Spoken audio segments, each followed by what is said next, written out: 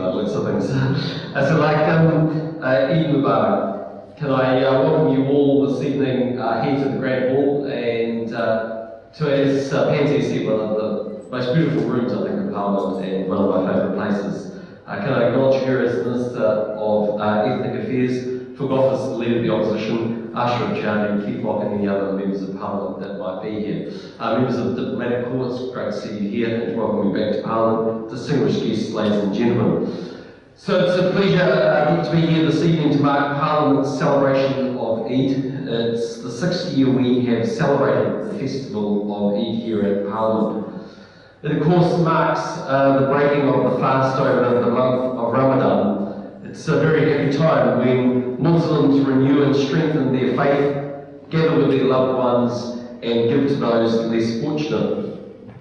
From New Zealand's perspective, of course, we are becoming a much more diverse and multicultural society, a country made up of many faiths and religions, and I think it's made New Zealand a lot more interesting country to live in, hopefully a more tolerant country to be part of. According to the last census, there are more than 30,000 Muslims now in New Zealand, and many of them are recent migrants. I want to particularly acknowledge the Ambassador of Turkey who's here tonight, the High Commissioner from Malaysia, two countries that are of course large Muslim countries and that I've visited in the last 12 months. When we had the recital of the Quran before, it actually reminded me of my time when I was in Turkey for the Anzac Day commemorations, being in Çanakkale and being woken up about very early in the morning with the sound of the Quran wafting over the surrounding suburbs. It was a very peaceful way to be woken in the morning, a little early for me at that particular time, but certainly it was a very nice sound. It was a great way to wake up. So the government strongly values the contribution that's made by the migrant communities that come to New Zealand. And in a practical sense, we're seeing migrant communities doing amazing things, and the Muslim communities at the forefront of that. Many of you will either have friends or family or be living yourselves in Canterbury. Be obviously aware of the earthquake that's taking place down there. And I want to thank the Federation of Islamic Associations in New Zealand who are rallying support and funding to help rebuild Canterbury after the earthquake. And I thought that was a very touching thing that we've seen the community doing there. I was also at an Indian function actually the very night after the earthquake on Sunday evening.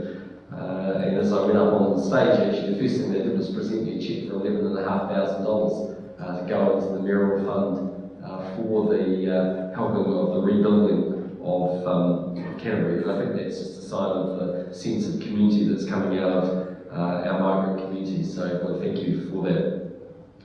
There is huge opportunities, of course, for New Zealand as we continue to try and trade with the world. And the Muslim world, of course, is not only extremely large in nature, but increasingly prosperous, of course. It presents enormous opportunities for me. I remember when I had dinner with the Prime Minister of Malaysia, actually, after we'd signed the free trade agreement.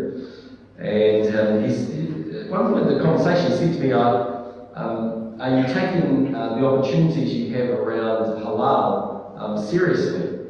And I said, well, look, I think New Zealand businesses are. He said, well, it's a $2 trillion market. It's a hugely prosperous part of the world and a community that wants to buy a lot of products that come out of New Zealand. And you should be thinking very carefully about how you might be more attractive to those markets, sell more products from those markets. I thought it was a very interesting concept.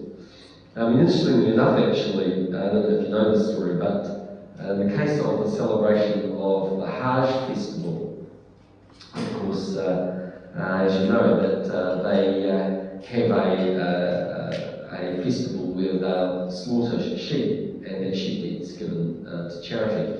It actually goes to a sheep meat processing plant that was designed by New Zealanders and obviously erected in Mecca. But the very people who were involved in the design of that building had never been there because they're not Muslim and therefore they can't go to Mecca. But it shows you what a global world that we live in, where New Zealand's expertise in the processing of animals can be exported to a Muslim country in a part of the world where New Zealanders can't go, or New Zealanders are not Muslim, and yet play such a big influence on a very important celebration for the Muslim community. So I think we are looking at those opportunities and making sure that we expand those. And I think one of the very exciting things about New Zealand becoming a much more culturally diverse country is we can use those people-to-people contacts. Whether it's with the Chinese community or the Indian community, whether it's by religion or by ethnicity, they present enormous opportunities for us to find our way in those markets. Because I always think it's one thing for New Zealand to have a free trade agreement, it's a completely different issue for us to have a strategy and a capability for us to intersect in those markets. So thank you for being with us this evening and for celebrating Eid, and thank you for the opportunity to be here this evening. I'll do my very best not to give you my cold. I'm reliably informed by my doctor that that's not a risk anymore. I think the only person I've probably affected is my wife, and may well be very unhappy with me if that turns out to be the case, but so far it hasn't been. Anyway, thank you very much, and welcome this evening.